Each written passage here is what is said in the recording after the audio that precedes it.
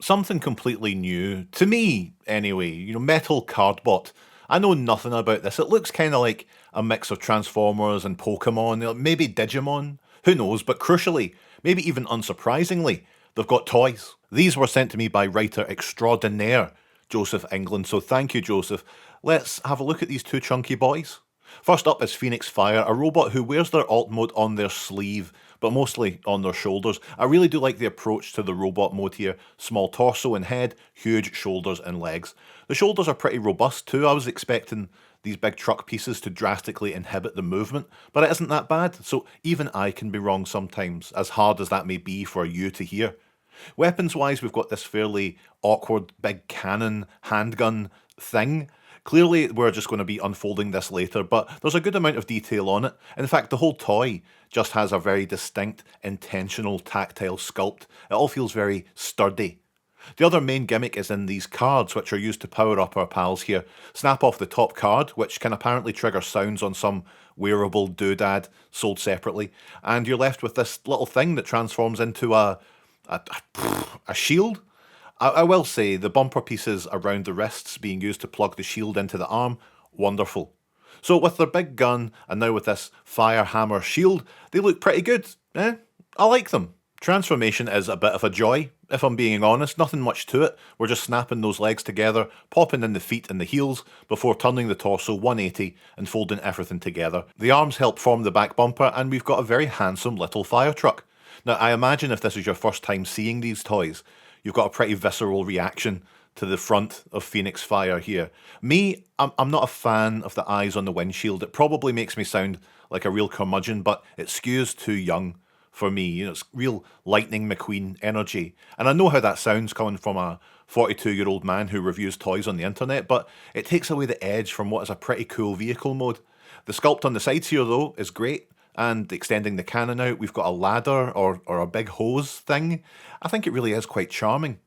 My only real nitpick is the lack of place to put the cards when in this mode. It feels like they could have done something with it, on the back or underneath, something. Like it's a small thing on an otherwise very fun toy. Black Hook is immediately, and again, probably unsurprisingly, the favourite of the two toys we're looking at today. Proper what if Optimus Prime was a pirate looking fella here. I really love the design, that really cute head sculpt, the jewellery motifs. There's a lot to enjoy here, and lovely colours too, that gold and red popping the white, and the blue, oh, the blue, little sparkles through it. It's a good blue. Again, surprisingly well articulated for such a chonker, and the heft of these bots is remarkable. The weapon here is the Captain Anchor, a large hook weapon, and I think you'll agree, cool as crud. The card for Black Hook snaps off and transforms into the Captain Cannon, sliding the barrels out and flipping out the viewfinder before slapping it into the shoulder. This boy looks incredible. I'm a big fan of this already. The transformation has a few really fun moments too. The simple way the arms fold back in before pulling the legs together, the front pieces lifting up to form the sail, the arms folding back then rotating the back pieces together to connect with the legs. I love it. Plus we have this anchor piece transforming and snapping into the front of the ship. Who can say this isn't a great application of everyone's time? I mean, it's a big pirate ship. If this isn't putting syrup on your pancakes, I don't know what will. The finished piece definitely has some ups and downs. I'd have loved, and indeed expected, the robot head to fold away inside the chest, but no, he just looks the other way, as if he's shy. I don't mind the hands at the back being so visible though.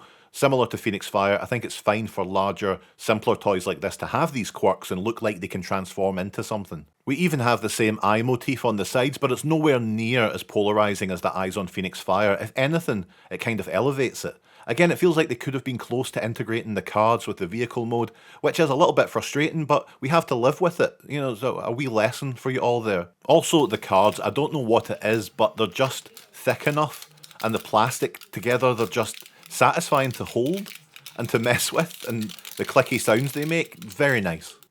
Definitely feels like a toy line for a younger audience, but you know what? I find that really refreshing. I like robots that turn into vehicles, and as I get older, I can appreciate and welcome the wackier side of that interest with much greater ease. There's always going to be a place in my heart for po-faced edgelordery, but right now, with the world as it is, I think I need all the levity I can get, and Metal Cardbot feels like it's pulling its weight when it comes to that.